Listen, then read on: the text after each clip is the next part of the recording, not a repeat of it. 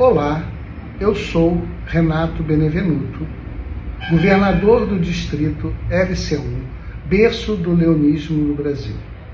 Gostaria de dar abertura a esse nosso 125º Ciclo de Estudos Leonístico do Instituto de Desenvolvimento Leonístico Melvin Jones. Nosso tema neste ciclo é Plano Estratégico como Instrumento de Desenvolvimento dos Clubes de Lions. Eu espero que vocês aproveitem esse nosso ciclo. Boa tarde a todos. Senhor, nós os agradecemos por estar aqui reunidos para nos conhecermos melhor e assim poderem servir melhor os nossos semelhantes. Dai-nos a humildade, a sabedoria e a força necessária para cumprir nossos deveres com entusiasmo e tenacidade. Dai-nos a bondade e a tolerância para respeitar a opinião dos demais e alimentar a aspiração de todos para servir a humanidade. Protegei, Senhor, nossa grande família leonística, que trabalha hoje e sempre pelo culto à amizade, do amor ao próximo e do serviço desinteressado. Velai, Senhor, pelos destinos do Brasil e bendizei nosso trabalho. Assim seja. Se você puder... O Instituto Melvin Jones Estudos Leonísticos dá as boas-vindas a todos os participantes desse nosso 125º Ciclo de Estudos, que tem como tema central o plano estratégico como instrumento de desenvolvimento dos clubes de Lions. O tema foi escolhido considerando principalmente a necessidade de todas as organizações terem seus planos estratégicos. E esse evento de hoje ele está dividido em 3 momentos. Nós vamos ter a oportunidade de conversar um pouco com todos vocês sobre a estrutura de um plano estratégico e teremos 2 participantes que estarão conosco também compartilhando esse espaço com suas vivências, com focos que são complementares ao tema central. Então nós queremos dar as boas-vindas a todos vocês, agradecer a companheira Carmen Vela de Quinop, que fez a vocação a Deus, e antecipar já os agradecimentos a Wilson Douglas Galberto e Jardel da Mota Pacheco, que estarão conosco nesse evento. Eu sou o companheiro João Roberto Moreira Alves, do Lions Clube Rio de Janeiro e do governador. Temos a participação desses companheiros, um da cidade de Petrópolis e outro do Rio Grande do Sul, que estarão conosco nesse encontro. E queremos agradecer ao nosso governador, Renato Benevenuto, pela oportunidade, pela abertura e encerramento que fará desse nosso encontro. Mas teremos o prazer de estar compartilhando esse evento com todos os que participam da vida dos clubes, com alguns tópicos que são relevantes sobre o plano estratégico. É importante que frisemos que em Lions, já há muitos anos, existe a figura do plano estratégico. Nós tivemos aí no passado, antes do redistritamento, nós tivemos o chamado PABRAS, que era um plano de desenvolvimento do leonismo brasileiro. Esse plano foi uma referência que ajudou muito os distritos no crescimento, no desenvolvimento do leonismo no Brasil. Hoje nós não temos um plano integrado do Brasil em termos de leonismo, temos ações através dos distritos em múltiplos. Teremos no próximo ano leonístico, no ano 25, 26, teremos ações bastante importantes, conjuntas, que serão analisadas em outros ciclos de estudos, mas nós queremos dizer realmente da relevância de termos um plano estratégico. O plano estratégico é fundamental para a vida de todas as instituições. Nós vamos comentar isso um pouco mais à frente e desde já agradecer a participação de todos vocês nesse nosso ciclo de estudos. Nós vamos conversar um pouco sobre o plano estratégico. Na realidade, muitas vezes se fala em planejamento estratégico, que é um erro. Na realidade, nós temos um plano estratégico, o planejamento já é ação. Então, não devemos nunca usar o termo planejamento estratégico, e sim plano estratégico. E esse plano estratégico deve existir em qualquer organização. Lions, organização empresarial, governo, todos precisam ter um plano estratégico. O que é, na verdade, um plano estratégico? É um documento que define os objetivos, as metas, as ações de uma organização para alcançar no futuro desejado. Então você tem que ter uma meta. Qual é a meta? Qual é o seu futuro desejado? E como você vai trabalhar com esse plano estratégico para esse processo. É, na realidade, um processo contínuo que envolve a análise de um contexto interno e de um contexto externo e definições de estratégias de implementação das ações para alcançar os objetivos estabelecidos. Então você tem que saber exatamente onde você quer chegar. Qual é o objetivo de um clube? É aumentar, é ter o maior número possível de associados, ter um número limitado, ser um clube de interesse especial, ser um clube de ações virtuais, ser um clube universitário. Então você tem que saber exatamente qual é o objetivo que o grupo pretende para você trabalhar dentro desse processo. E aí nós falamos sempre no contexto interno e externo. O contexto interno é importante, mas o contexto externo é extremamente relevante. Por que ele é relevante? Porque você não atua isolado, você atua dentro de um conjunto. Qual é o cenário que você tem? Quais são as perspectivas? A região é uma região de crescimento, uma região que está com envelhecimento. Você tem que analisar bem os cenários externos para não desenvolver um projeto que deu certo no local e não vai dar certo em outro local. Uma coisa é certa em termos de administração: tudo aquilo que deu certo no passado, com certeza dificilmente dará certo no presente e no futuro, porque o tempo é diferente. Você não pode adaptar o tempo e você tem que adaptar os seus projetos a esse desenvolvimento. Nós falamos aqui em etapas, são importantes as etapas de um planejamento. A primeira deles é o diagnóstico, você sentir qual é a realidade, qual o cenário que você tem, com quem você pode contar. E para você ter esse diagnóstico, você tem que analisar situações dos recursos humanos, dos recursos materiais, o cenário que você encontra, as perspectivas, o ambiente que você sente, tem que ter esse diagnóstico. Você medir como está o cenário para você poder desenvolver um plano. Tendo esse cenário bem definido, você tem que ter a formulação de estratégia. Como é que você vai formular essa estratégia? Você vai definir as linhas de ação, os caminhos a percorrer dentro desse processo. E você vai caminhar para a implementação do plano que você estabeleceu. Mas você não adianta se implementar se você não tiver uma avaliação e o controle. E essa avaliação e controle é fundamentalmente importante para quê? Para você redefinir os objetivos. Muitas das vezes você tem um projeto todo certo, mas surge um fato novo. Nós tivemos aí realmente mudanças, às vezes conjunturais, que trouxeram cenários de modificação. Nós tivemos, por exemplo, ninguém previa ter uma pandemia. E você tinha um plano de ação definido que você teve que modificar. Você não podia continuar com aquele plano de ação, você teve que ajustar.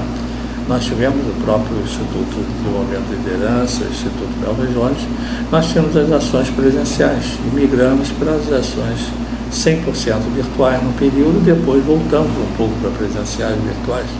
Muitos clubes permaneceram com atividades virtuais muito melhor do que tinham antes com atividades presenciais. Mas é necessário você sentir como permite esse processo. Clubes virtuais, por exemplo, funcionam só, ou quase que só, virtualmente. Mas você tem que pensar exatamente em estratégias e mudar as estratégias de acordo com as conjunturas que existem.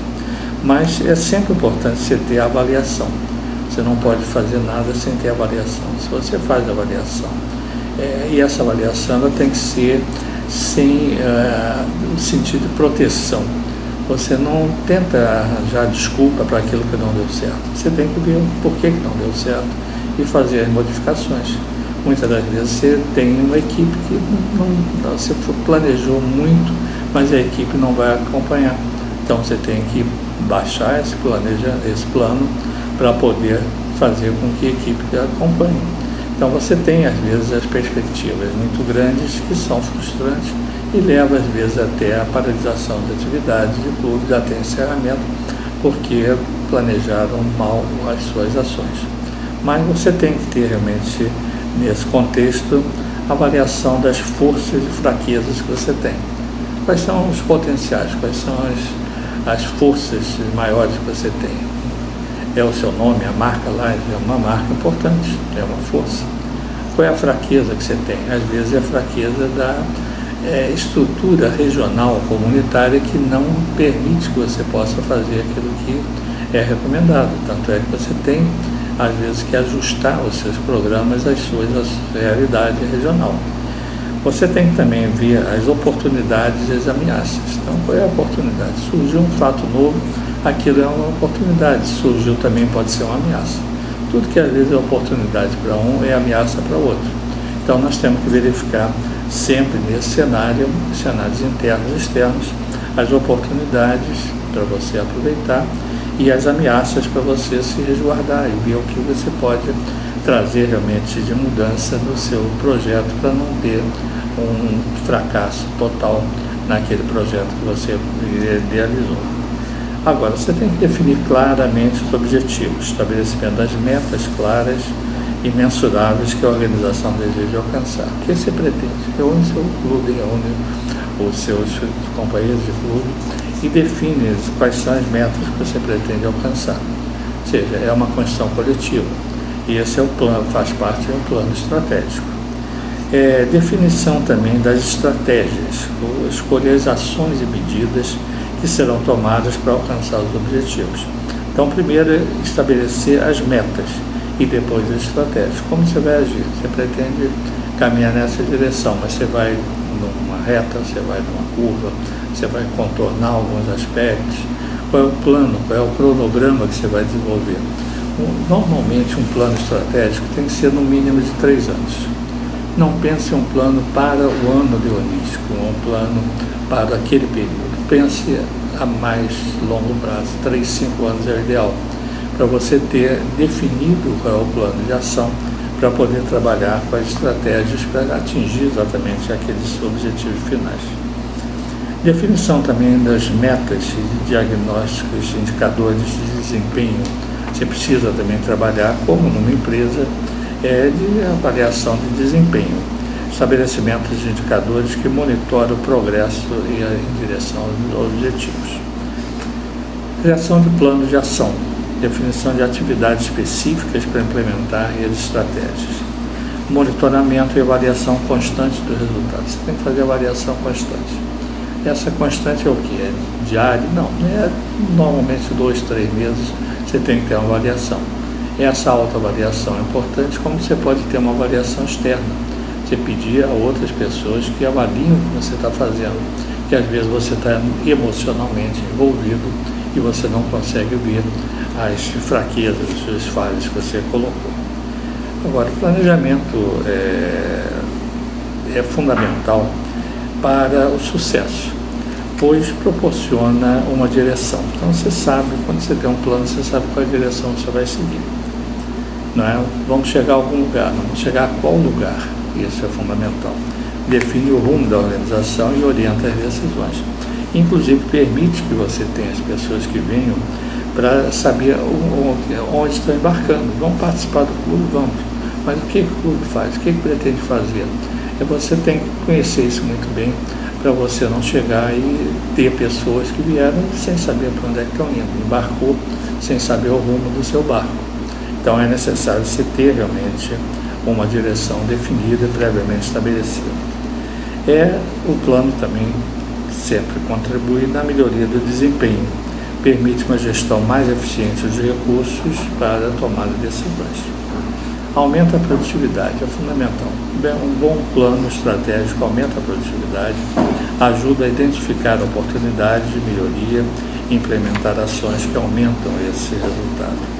Facilita a adaptação às mudanças, permite que a organização se adapte a ambientes de constante mudança e, por fim, melhora a comunicação, transmite uma visão da organização em todos os seus colaboradores.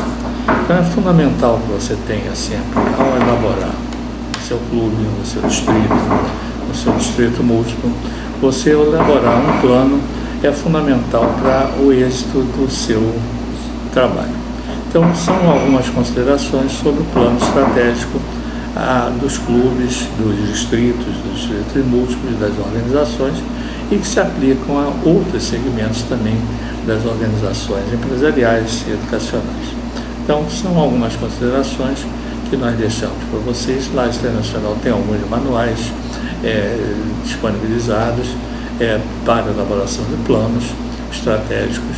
Entretanto, esses planos colocados por Lages Internacional são muito multinacionais, você tem que trazer para a sua realidade. E é por isso importante você ter o diagnóstico, você sentir quais são as perspectivas, quais são as mudanças e o que pode ser útil nesse processo de realinhamento das ações que foram idealizadas pelos fundadores do clube. Muitas das vezes as mudanças são fundamentais, às vezes a mudança de local, às vezes a mudança de foco, mas é fundamental que você saiba realmente o que fazer e ter sempre um plano escrito, colocado no seu página eletrônica. Se você tiver o site, é fundamental para isso, se tiver outros mecanismos de comunicação, mas que todos saibam aonde estão participando, de onde estão participando. O passado sempre é conhecido, o presente é um momento recente, mas qual é o futuro? Então, quando nós temos lá esse simbolismo do leão, olhando para trás, do leão olhando para frente, é exatamente sentir o plano estratégico, como você vai conseguir atingir os seus objetivos. Então, são essas considerações que nós gostaríamos de compartilhar com vocês sobre o desenvolvimento de um plano estratégico nos clubes de Lages. Olá, companheiros e companheiras. Meu nome é Wilson Douglas Balberto, sou do Lions Clube Petrópolis Centro e vim falar um pouquinho para vocês sobre a importância das atividades e serviços para os Lions Clube. É importante que a gente observe na vida de um clube, né, um clube que se preze, né, um clube que quer realmente fazer acontecer, é um clube que está de olho nas atividades e serviços, que é o motivo da existência, e a gente vai entender um pouquinho no próximo slide. Os leões servem, isso aí a gente sabe desde que entramos e ingressamos no movimento leonístico. E é bem simples assim, e tem sido desde que começamos a existir em 1917. Os clubes são lugares onde as pessoas se reúnem para doar o seu precioso tempo e trabalho para melhorar as comunidades do mundo. Então é importante que a gente perceba isso, que nós nos reunimos para melhorar as nossas comunidades do mundo. E por isso que nós temos uma missão, e essa missão envolve o voluntariado, né, em conjunto, porque nós servimos. Não é eu sirvo, mas sim nós servimos. E para isso nós temos uma missão, que é empoderar os voluntários para que sirvam as suas comunidades e atendam às necessidades humanas, fomentem a paz e promovam a compreensão mundial por meio dos Lions Club. E nós temos uma visão, que é ser líder global em serviços comunitários e humanitários.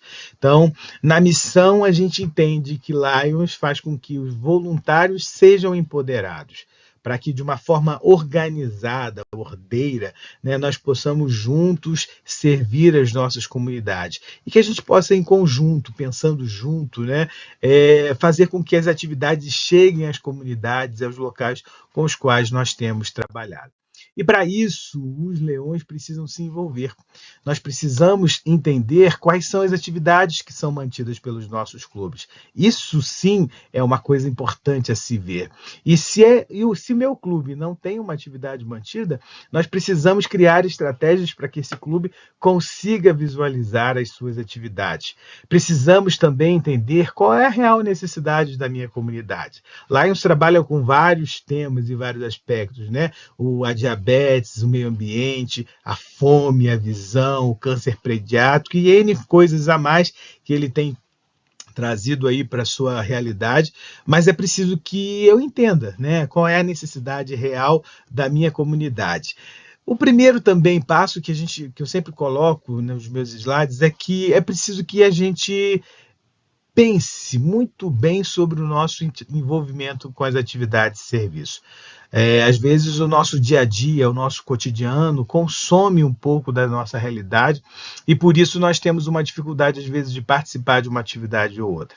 Mas eu posso contribuir com as minhas ideias, eu posso contribuir com aquilo que está dentro da minha realidade.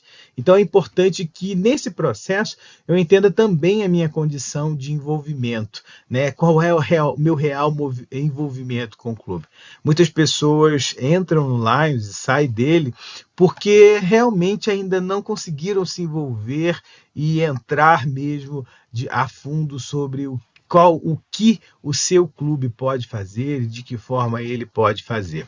É importante também que eu tenha uma reflexão sobre de como eu posso ajudar meu clube a desenvolver suas atividades e quais atividades posso propor. Não adianta eu propor uma atividade que meu clube não consegue realizar, não consegue desenvolver. E nesse ponto, usar os seus conhecimentos, usar aquilo que você tem, faz com que às vezes eu seja um facilitador. Às vezes eu conheço pessoas que podem me ajudar numa campanha de visão, por exemplo. Às vezes eu consigo fazer uma parceria e a partir daí eu desenvolvo com o meu clube atividades que envolvam todo o clube, mesmo que eu também tenha um tempo limitado. Mas é preciso que a gente divida um pouco, né? E esse envolvimento tem que ser respeitando as realidades de cada sócio, né, de cada membro de um Lions Club. E por isso que eu preciso entender, por exemplo, qual é a minha interação com o clube, de que forma que eu me relaciono com esse clube.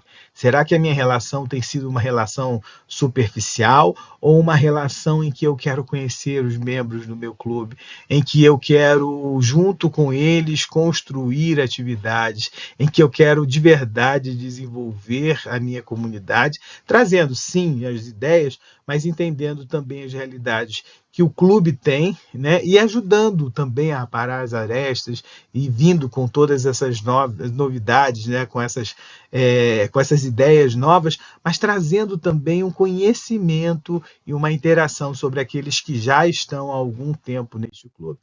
As pessoas observam o nosso serviço.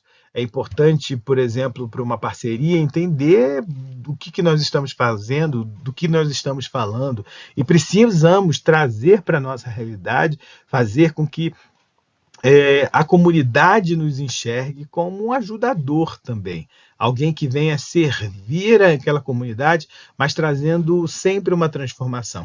Eu acho interessante que os programas que Lions tem proposto, eles têm vindo caminhando para um desenvolvimento da comunidade. Quando eu falo do diabetes, eu estou falando de algo não que vá resolver a diabetes naquele primeiro momento, mas envolvendo a qualidade de vida. Quando eu falo de meio ambiente, eu estou falando de como o impacto, né, das ações e de conscientização sobre o meio ambiente, sobre o uso do meio ambiente, faz com que as pessoas se transformem e que essa comunidade vá mudando e promovendo realmente aquela missão e a visão e os valores que Lions Internacional preconiza. Então a gente precisa entender que as pessoas nos observam e esse observar faz com que a gente consiga atingir as metas que nós propomos para o clube, as atividades que nós propomos para o clube. Mas além das pessoas observarem, nós precisamos ser aquele que também observa, que olha, que faz com que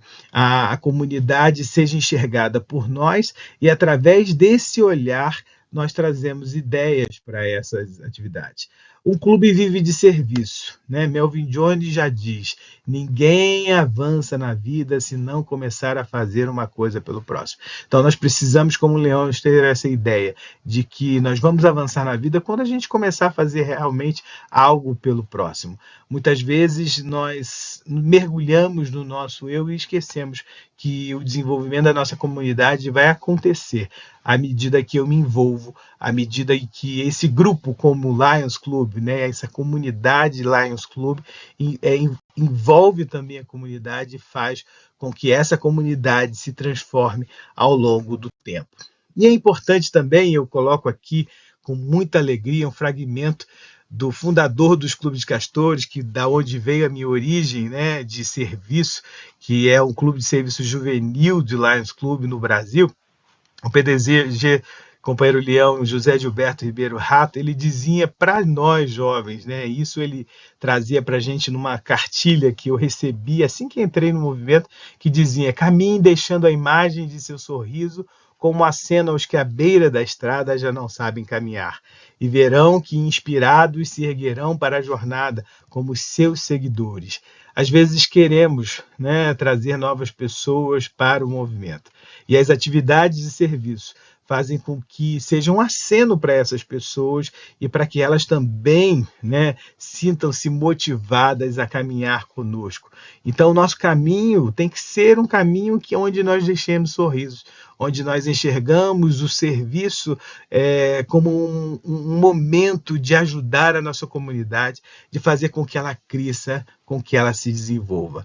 A importância do serviço passa sobre o nosso senso de pertencimento a Lions. É muito bom pertencer ao movimento leonístico, mas é importante que nós entendamos que Lions Club vive de atividades e atividades de serviço que impactem, né, a nossa comunidade e que essa comunidade consiga, ao longo do tempo, ser desenvolvida e cresça, e a partir daí nós temos outros momentos com essa comunidade de manutenção, né, e principalmente nós trabalhamos com a prevenção. Então é importante que eu e você caminhemos juntos no serviço e entendamos a importância desse serviço. Muito obrigado a todos vocês. Deixo aí os meus contatos e muito obrigado aí pela oportunidade e nesse momento de qualidade com vocês. Um grande abraço. Olá, eu sou o companheiro Leão Jardel da Mota Pacheco, eu sou administrador, sou associado do Lions Club Novo Hamburgo Centro, distrito LD2, Rio Grande do Sul, e saúdo então o companheiro Leão Renato das Chagas Benevenuto, nosso governador do distrito LC1. Saúdo também o companheiro João Roberto Moreira Alves, o coordenador do Instituto Melvin Jones de Estudos Leonísticos, e saudando então de forma extensiva a todos que estão trabalhando nessa iniciativa, a coordenação deste congresso, os demais expositores. E no dia de hoje estarei falando sobre o tema, né, liderança nas organizações empresariais.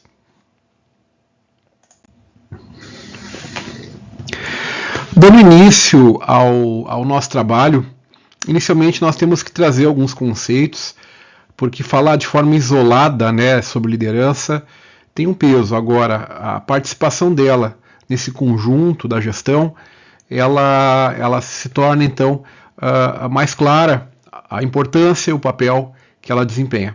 Então, o que é a administração? A administração é uma ciência, né, uma ciência social que estuda e sistematiza as práticas usadas então para administrar. Temos aí a teoria clássica da administração, desenvolvida então por Fayol, né, Jules Henri Fayol, estabelece 5 funções fundamentais que todo administrador ele deve desempenhar, independentemente da dimensão do negócio: prever, organizar, comandar, coordenar e controlar. Hoje, então, nós usamos a sigla, né, PODC. Planejar, organizar, dirigir e controlar. Em linhas gerais, a administração é a tomada de decisão sobre os recursos disponíveis, certo? E quando nós falamos de recursos, não são só materiais ou financeiros, são humanos também, tá? Trabalhando com e através de pessoas para atingir os objetivos. É o gerenciamento de uma organização, seja ela privada, seja ela de voluntários, seja ela educacional, né? Considerando informações fornecidas por outros profissionais. Então, existe então essa troca, né, com outros profissionais de outras áreas, e também pensando previamente as consequências das suas decisões. Então, ou seja, a gente pensa antes de agir, a gente planeja, desenvolve um plano de ação para poder então buscar excelência, buscar resultado, certo? E o que é gestão? Nós falamos de administração, o que é gestão? A gestão, ela faz parte da administração e tem como função implementar, né, os processos planejados por quem? Pelo administrador. Seu papel é assegurar que tudo seja executado conforme o previsto, prevenindo erros, né, minimizando as possibilidades de erro, podemos dizer assim, e antecipando dificuldades. Então, a criação de cenários é um exemplo disso. Além de apoiar o administrador na conquista dos objetivos da organização da empresa. Então, enquanto a administração ela possui um caráter mais analítico, né, a gestão ela foca na aplicação prática, então. Em síntese, o papel do gestor é coordenar pessoas, os recursos e processos de acordo com as diretrizes administrativas da empresa, com ênfase, então, nessas interações pessoais e nas atividades diárias. E a gestão, ela possui alguns pilares, certo? Se vocês forem pesquisar quais são os pilares da gestão, você vai encontrar aí materiais que possuem um número menor do que esse que eu estou apresentando, alguns até maior, mas em linhas gerais, o que é comum a gente encontrar quando fala, então, pilares de gestão, né? Então são 6 que eu vou expor aqui nesse momento: pessoas, sistemas, processos, planejamento e organização, os indicadores e tecnologia. Tá?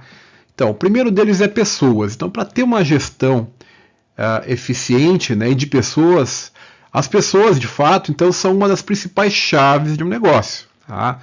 Pois são elas que estão em frente ao cliente, né, que lideram projetos, que se responsabilizam por resultados. Então, quer dizer o quê? Que buscam atingir os objetivos da empresa. Tá? Os sistemas são ferramentas que auxiliam, tá, e otimizam a rotina de um negócio, de uma organização. Então, garantindo uma maior organização de dados, de informação, evitando processos repetitivos e proporcionando, então, uma economia de tempo e também de esforço, os sistemas. Tá? Os processos, então, que é o terceiro pilar, eles são obviamente fundamentais, porque ele define como e quais e quantas etapas são necessárias, então, para a concretização de uma atividade, né? O desenho de processo é o link, então, entre pessoas e o sistema, certo? Então, por isso, quando se desenvolve sistemas, se faz necessário fazer um levantamento, então, uma identificação dos processos, né? Caso contrário, por mais que tu compre uma solução de sistema pronta e aplique dentro de uma organização, se ela não estiver alinhada com os processos, vai dar problema. Então, como falei, é importante então que o sistema ele reflita então com grande dose de aderência os processos, o processo dessa organização. Tá? O planejamento e organização, né? Então planejar é criar um plano para otimizar o alcance de um determinado objetivo. Né? Já organizar obter e alocar esses recursos necessários para atingir o objetivo desse projeto ou empresa, como materiais, colaboradores, financeiro, máquina, equipamento, ferramentas, para a realização do que? Das atividades. Né? É quase impossível ter uma gestão de empresarial, tá, de sucesso sem antes planejar. Tá? Então, ou seja, a gente pensa antes de agir, né? Determina o caminho que vai ser seguido e organizar essas ações para que, de fato, então, tu possa promover isso como gestor. Tá? Os indicadores, que é tão importante quanto planejar, é medir resultado. Né? Tu não vai fazer um planejamento, vai ficar numa gaveta e morreu. Né? Então, é uma tarefa importante para qualquer negócio, para qualquer organização. Né? Os indicadores é uma ferramenta para avaliar o desfecho, então, de projeto, de ações. Então, os indicadores têm um papel fundamental. Tá? Eles apontam o caminho, né? E é um referencial para o gestor identificar possíveis problemas, né? Definir prioridades e verificar o andamento do progresso, enfim, desse plano, né? Das atividades da empresa também. E o último é a tecnologia. Né? Hoje em dia, a tecnologia está presente em todas as organizações. Ela é uma peça, então, para garantir a inovação, competitividade, certo?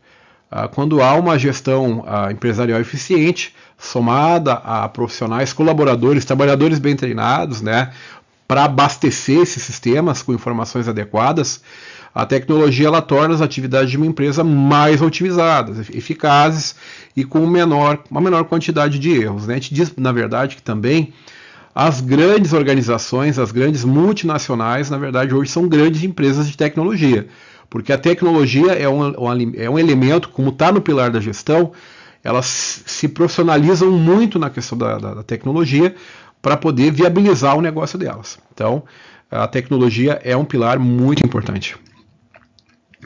Então falamos então sobre a questão de o que é administrar, administração, gestão, os pilares da gestão, e agora, percebendo então esses caminhos que envolvem pessoas, né, a gente vai fazer então um conceito rápido aí, o que é liderança, certo? Então liderança é um processo que influencia e induz o que uma pessoa exerce sobre outras conforme a necessidade e situação, que as levam a realizar um ou mais objetivos. Então, começamos com essa definição do Xavenato, tá? De linhas gerais, ela deixa bem claro o que é a liderança, que cada um ele deve exercer das organizações também, sejam elas de caráter empresarial, sejam elas de voluntários também. Então, é o dia a dia, né, seja de um gestor e também dos colaboradores. Tá? Muito importante. A gente exerce liderança no nosso meio, ok? Partindo para uma segunda definição um pouco mais detalhada, a liderança é conduzir um grupo de pessoas. Opa, já deixa claro, né, que é um processo que conduz pessoas de um determinado grupo, influenciando seus comportamentos e ações. Então a gente influencia através da liderança, né, o comportamento e a ação. Para quê? Para atingir objetivos e metas de interesse comum desse grupo.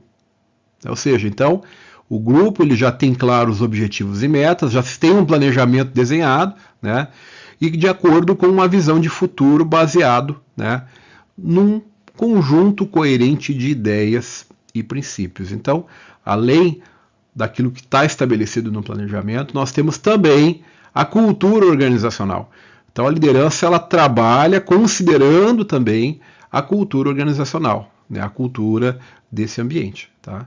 Então, nós temos aí duas definições, deixando claro, né, o impacto que liderar se tem diante do grupo, certo? E cabe a nós, então, fazer uma distinção entre gestão e liderança.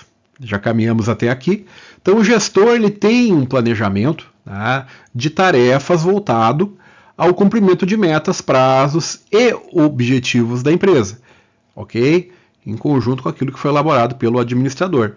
O líder coloca as pessoas em primeiro lugar, né? Então, a postura de um líder, né, ele tem a colocar as pessoas em primeiro lugar. Isso também é muito ouvido, né, essa frase.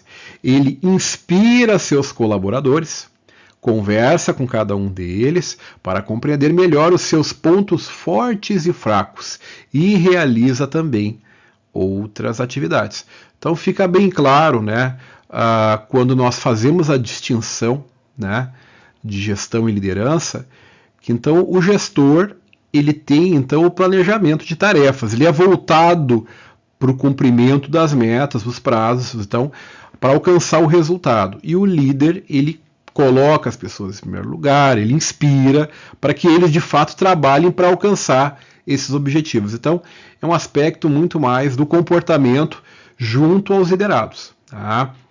A capacidade de liderança ele é inerente às pessoas, independentemente se elas estão ou não ocupando cargos de liderança numa organização. Nós temos o exemplo dos líderes informais, que mesmo eles não tendo, entre aspas, uma chefia, eles acabam influenciando o andamento dos trabalhos. Eles são referências, inclusive, mesmo não tendo a placa com o nome deles, né, determinando que eles são a liderança daquele grupo, formalmente daquele grupo. Tá? Também sabe-se que existe uma diferença entre líder e chefe. Tá? E só um parênteses aqui, muito se diz, né, se faz muita comparação entre líder e chefe, né, se cita que não se deve ser chefe, né, nos dias de hoje, e eu entendo por quê, mas lembre-se que a prática da liderança, em algum momento, ela pode exigir um posicionamento de liderança também associado a um chefe. Tá? Então a gente não pode demonizar a figura de um chefe. Na verdade, a gente tem hoje práticas de liderança, né? Ou seja, Hoje é muito mais do que um chefe delegando tarefas. A empresa de hoje, as lideranças, ela tem que se comunicar de forma clara com a equipe, que transmita confiança, né, que contribua um bom ambiente de trabalho e, fundamentalmente, que motive a equipe para o sucesso. Mas aquela ideia de que só dá ordens e controla, né, ela está superada nos conceitos atuais de gestão, mas em algum momento, se for necessário, ele tem que ter uma postura de chefe também. Gestão de colaboradores e de voluntários. Então, nós temos 2 ambientes, por esse congresso se passar e sendo organizado pelo Lions, né, que é um grupo de voluntários, né, é a associação civil organizada, aí, né, Código Civil, artigo 53. Então, mas existem uma certa distinção, né, entre gestão de funcionários e de voluntários. Muitas vezes as pessoas ingressam num movimento de causa como o Lions e acreditam que elas vão fazer gestão como se fosse de colaboradores. A partir de agora, essa exposição que eu estou fazendo, ela vai deixar bem claro essas diferenças até. Tá? Então, a gestão de colaboradores, de empregados, envolve aspectos como remuneração, avaliação de desempenho, interesses individuais. O relacionamento então, entre gestor e colaborador ele vai influenciar no resultado final da equipe. Tá? Os interesses individuais dos colaboradores também, eles são importantes. Tá? Já a gestão de voluntários, para começar, os voluntários não são remunerados, né? E o seu compromisso está voltado para a causa em que acreditam, né? Como no Lions, como exemplo de associação civil, né, de voluntários, né, é o servir. Então, elas acreditam na causa do servir. Tá? Gerenciar voluntários exige encantar, contribuir e perpetuar essas pessoas, sendo mais desafiador do que a gestão de colaboradores, porque não há uma moeda, né, uma remuneração, e o que motiva é a conexão com a causa do voluntário. Então, por isso que o processo de liderança numa associação, né, num movimento de causa, é fundamental para a continuidade e a capacitação dessas pessoas também. Vamos fazer uma comparação, então, entre organizações burocráticas e as organizações civis, nesse caso, empresas e associações como de voluntários, como Lions, né? O trabalho, então, nas organizações, nas empresas, ele é feito por funcionários contratados, então, na sua maioria, e é assim, tá? Já nas organizações civis, na sua maioria, ele é feito por membros atuando voluntariamente. Já começa por aí a grande diferença. Os objetivos das organizações burocráticas e das organizações civis são diferentes. Né? Nas organizações burocráticas é a provisão de bens ou serviços a clientes sem autoridades para escolher líder ou decidir políticas internas. Ou seja, a organização tem seus níveis, né? E essas lideranças decidem, né, políticas internas e acabam então escolhendo, né, através de captação, de contratação ou de promoção, os líderes que vão tocar, né, esse negócio. Já nas organizações civis é bem diferente, né? O autogoverno por meios de líderes voluntários eleitos entre sua base associativa. Por isso que acontece então uma convenção, que acontece a eleição, né, de alguns líderes dentro do movimento leonístico, por exemplo, dando voz externa a seus membros. Nas associações, em forma geral, é assim. O processo de tomada de decisão ele é altamente centralizado, né, nas organizações burocráticas. Já nas associações civis, então, descentralizados em unidades locais. Então vai ter o distrito múltiplo no Lions, o distrito, os clubes. Então se percebe que o processo de tomada de decisão é descentralizado. Né? As organizações burocráticas, então, no que tange autoridade e liderança, é coerção econômica ou política, né? E nas organizações civis é a persuasão moral. Tá? Aqui, a prática da liderança e gestão nas organizações burocráticas ela tem por fim gerar obediência às regras e aos objetivos da empresa fixados, e nas organizações civis tem por objetivo central gerar o compromisso e o engajamento do voluntário. Ou seja, ele se sentir pertencente, ele se comprometer e o engajamento dele nas atividades. Então fica bem claro que é muito diferente liderar, né, e exercer a liderança tanto nas organizações burocráticas como se comparado, obviamente, com as associações, né, com organizações civis.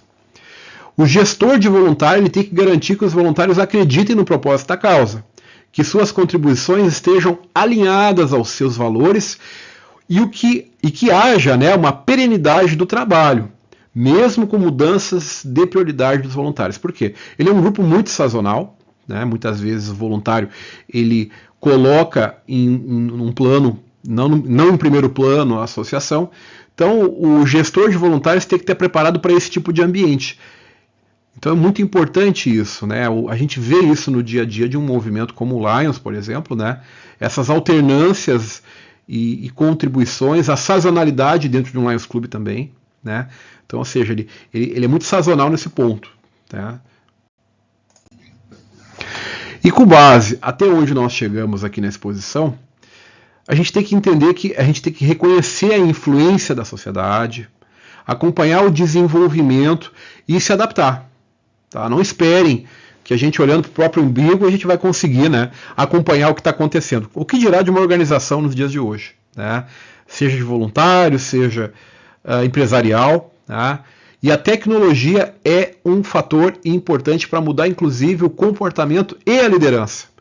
Por isso, nesse momento, eu vou dar ênfase, a partir desse ponto da exposição, do quanto que a tecnologia ela tem um impacto forte, né, nas organizações e especialmente na liderança. Tá? Então, dando continuidade, primeiramente, né, falando um pouquinho sobre o DISC. Né? O DISC é uma ferramenta, né, que ela auxilia, né, na compreensão dos diferentes padrões comportamentais dos indivíduos. Né? O DISC significa dominância, influência, estabilidade e inconformidade. Então, nessa imagem que vocês estão vendo, foram divididos então os 4 em 2 grupinhos, o 1, o 2 e o 3 e o 4. Tá? E o DISC ele foi baseado, é um modelo, né, baseado no trabalho do Dr. William Moulton Marston, né, lá, né, muito antigo, por sinal, esse trabalho. E depois a ferramenta, o instrumento para poder mensurar foi criado por Walter Clark lá em 45. Tá? Então, a partir de agora o que eu vou falar é baseado num artigo chamado A Tecnologia e Comportamento Humano, por Edson Rodrigues. Tá? Que foi baseado também numa pesquisa que foi feita há uns anos atrás no portal dos administradores. Tá? Então lembrem bem, o grupo 1, 2 e o 3 e o 4. O primeiro exemplo que a gente vai citar é o fato, então, de que o Império Romano, as formações das legiões, era o que de melhor havia a nível de exército na antiguidade por séculos. Tá? Então, quando vocês imaginam um perfil de liderança num ambiente como esse, fica claro que o segundo grupinho, o 3 e o 4, ele fica evidente que seria a característica comum, né, do exercer a liderança nesse grupo, que é a previsibilidade, necessidade de segurança e boa adaptação à rotina, que é a estabilidade, né? E o 4, conformidade, perfeccionismo e agregação a procedimentos e normas pré-estabelecidos. Então fica evidente, né, que num ambiente que não tem tantas mudanças e que por séculos ele opera com o mesmo processo, gestão, o líder deveria ter, então, essas características em predominância, tá, para poder ter sucesso, então, na empreitada dele nesse grupo. Porém, o tempo muda e a tecnologia também impacta na vida. Tá? Hoje os exércitos, tá, os seus armamentos, eles caem em obsolescência em poucos anos, assim como outras áreas da tecnologia. Então o líder num ambiente como esse, ele tem que ter, na verdade, principalmente características destacadas como dominância e influência, ou seja, competitividade, a busca por resultado, a assertividade e a diretividade. E também a influência, né? A empatia, a verbalidade, a persuasão e a amabilidade. Num ambiente que está mudando muito, com muita velocidade. Então, a tecnologia que influenciou essa mudança influencia também no perfil de liderança ou na busca de liderança, né, num perfil para atuar nesses grupos que tenham essas características. Outro exemplo, na Idade Média as pessoas viviam em castas e herdavam a profissão de seus pais, repassando-as por sua vez, né, para os seus filhos. Então a gente tinha características claras também daquele segundo grupinho, da estabilidade e da conformidade, né? Ou seja, para se dar bem, então, para gerar resultado, lá na Idade Média, num ambiente como esse, o profissional deveria ter essas características em predominância. Já hoje, em 2024, ele é muito diferente. Hoje, podemos mesmo desfrutar de 2 ou mais carreiras, ter 2 profissões na vida, tá? E tudo isso só foi possível graças à tecnologia. Por isso que eu estou dando ênfase nesse momento da exposição em tecnologia. E num ambiente com muita mudança, né, um ambiente que não se consegue distinguir o que é presente e o que é futuro, tá? Dominância e influência, aquele primeiro grupinho, é uma chave, então, é uma característica dos líderes de hoje. Ou seja, competitividade, a busca por resultado, a assertividade e a diretividade. E influência, então, é o segundo: empatia, verbalidade, persuasão e amabilidade. Então, os perfis de alta dominância e alta influência são os mais demandados, em detrimento aos outros que foram citados. Por quê? Os aspectos da informatização, da automação e uma série de sociedades, tá? Da sociedade moderna, tá? E com isso, aquele conceito que nós tínhamos, né? Baby Boomers, geração Z, X, enfim, todo aquele conceito que se tinha em relação à tecnologia, inclusive, dessas gerações, tá? Recentemente isso mudou pra caramba, ou seja, tanto o Baby Boomer como a geração Z, por exemplo, eles precisam ter um certo domínio da tecnologia para continuar se comunicando, inclusive com a família. Né? O WhatsApp, aí, as redes sociais. Então hoje as pessoas não pegam e não assistem mais TV como um referencial de cultura para uma conversa do banco do ônibus, por exemplo. Tá? Ou numa roda de amigos. Então, para entender o quanto que a tecnologia influencia, ela está influenciando ao ponto que a minha mãe, ela teve que aprender a usar o WhatsApp, usar um smartphone, bem como meu filho, né, com 13 anos, também usando. E ambos, para poder se comunicar, precisam, dentro do dia a dia, usar essa ferramenta. O que dirá no mercado de trabalho? O que dirá nas associações civis? Tá? Por isso que a tecnologia influencia, inclusive, no perfil de liderança. Ou seja, nós lideramos no digital também, e nem percebemos. Nós precisamos liderar no digital, ok? E isso é uma reflexão, tá, que eu trago, dado o quanto que a tecnologia influencia também na liderança. E olhando para os 2 grupinhos, conforme eu citei, né, o dominância e influência, o primeiro, estabilidade e conformidade, segundo. Quem aqui é do Lions, pensem, façam uma reflexão interna. Quais grupos dominantes que você percebe com maior destaque dentro do seu clube? O de dominância, ou seja, competitividade, busca por resultado, assertividade e a diretividade, influência, né? Empatia, verbalidade, persuasão, amabilidade, ou aquele grande segundo grupo? Estabilidade, previsibilidade, necessidade de segurança, boa adaptação à rotina, né? Conformidade, perfeccionismo, agregação aos procedimentos e normas pré-estabelecidas, enfim. Então, faça uma reflexão, qual grupo dominante tu encontra mais no teu Lions? O primeiro, né, que é 1 ou 2, ou o segundo, o 3 e o 4. E agora, José? Bem, não é só numa associação civil como o Lions, por exemplo, né, que a gente vai encontrar esse problema. Não há, né, no plantel da humanidade, tanta gente preparada ou pronta, disposta, né, com perfis de alta dominância e alta influência, que é aquele primeiro grupo que eu citei. Né? Pessoas com esses perfis naturais em número suficiente, então, para atender essa demanda. Né? Agora, as capacitações têm um papel importante nessa demanda. Né? E também o recrutamento, a seleção, né, o convite de voluntários, né, tentando atender esse perfil, pode ser salutar para adaptar esse grupo, então, com as demandas que hoje são exigidas, né, como perfis para acompanhar a correria do mundo, com a velocidade da tecnologia que nós temos hoje. Tá? Quero agradecer novamente esse convite recebido. Quero desejar a todos um encontro maravilhoso, que sei que será, né, está sendo. E caso não queiram acompanhar um pouco mais, seja das exposições que tenho feito, tenho salvo no meu YouTube, né, Jardel Pacheco, e também a minha rede social, né, @jardelito aí, à disposição. Um forte abraço a todos e muito sucesso em seus projetos. Encerramos o nosso ciclo de estudos. Queremos agradecer aos nossos participantes, agradecer mais uma vez aos dois expositores que estiveram conosco, o Wilson Gualberto e Jardel Pacheco, e agradecer ao nosso governador Renato Benevenuto e Carmen Vera, que trazem as mensagens de abertura, encerramento, invocação a Deus ao nosso evento. Então, esperamos vê-los nos próximos ciclos de estudos promovidos pelo Instituto Melvin Jones de Estudos Leonísticos.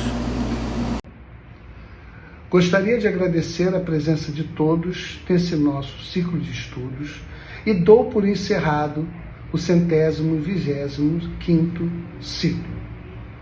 Obrigado.